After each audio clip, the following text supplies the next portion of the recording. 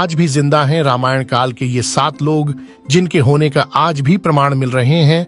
Number 7, Hanuman ji. प्रभु श्री राम के भक्त हनुमान जी आज भी जिंदा है। प्रभु श्री राम और माता सीता की कृपा से वे एक कल्प तक इस धरती पर सशरीर ही रहेंगे। नंबर 6, विभीषण। भगवान श्री राम ने रावण के अनुज विभीषण को अजर अमर होने का वरदान दिया था।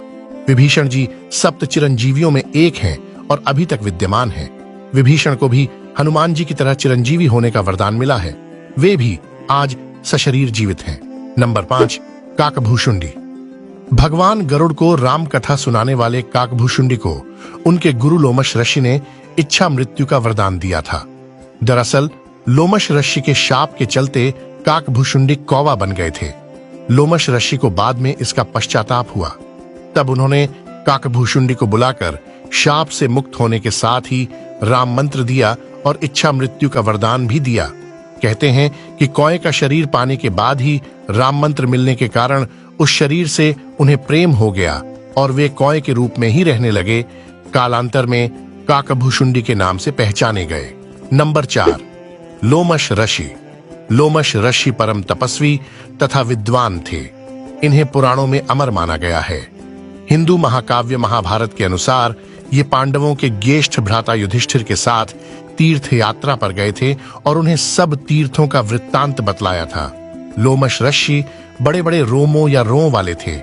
इन्होंने भगवान शिव से यह वरदान पाया था कि एक कल्प के बाद मेरा एक रोम गिरे और इस प्रकार जब मेरे शरीर के सारे रोम गिर जाएं, तब मेरी मृत्यु हो।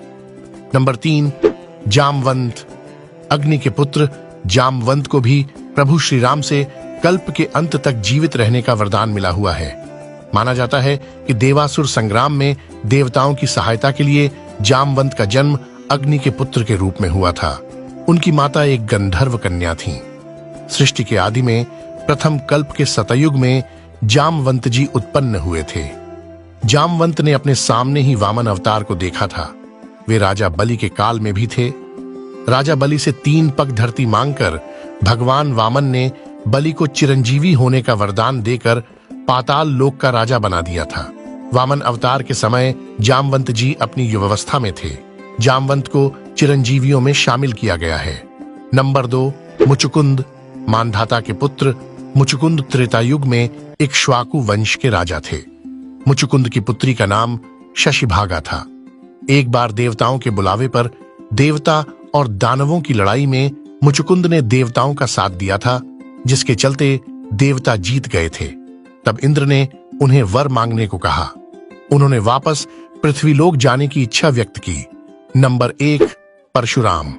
भगवान विष्णु के छठे आवेश अवतार परशुराम आज भी जीवित हैं। त्रेतायुग से द्वापर युग तक परशुराम के लाखों शिष्य थे। महाभारत काल के वीर योद्धाओं भीष्म, द्रोणाचार्य और कर्ण को अस्त्र शस्त्रों की शिक्षा देने वाले गुरु, शस्त्र एवं शास्त्र के धनी ऋषि परशुराम का जीवन संघर्ष और विवादों से भरा रहा है।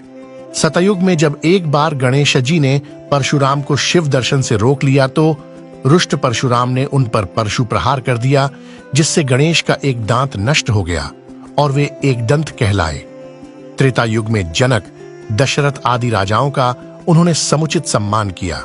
सीता स्वयंवर में श्री राम का अभिनंदन किया। द्वापर में उन्होंने कौरव सभा में कृष्ण का समर्थन किया और इससे पहले उन्होंने श्री कृष्ण को सुदर्शन चक्र उपलब्ध करवाया था।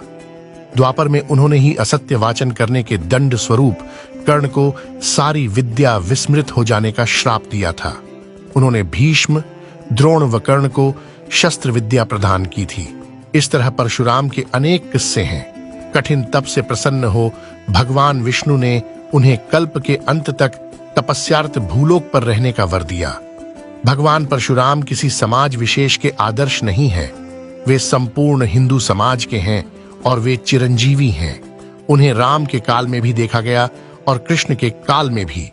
उन्होंने ही भगवान श्री कृष्ण को सुदर्शन चक्र उपलब्ध कराया था। कहते हैं कि वे कलिकाल के अंत में उपस्थित होंगे। ऐसा माना जाता है कि वे कल्प के अंत तक धरती पर ही तपस्यारत रहेंगे। पौराणिक कथा में वर्णित है कि महेंद्रगिरी पर्वत भगवान परशुराम की तप की जगह थी और अंततः वह उसी पर्वत पर कल्पांत तक के लिए तपस्यारत होने के लिए चले गए थे।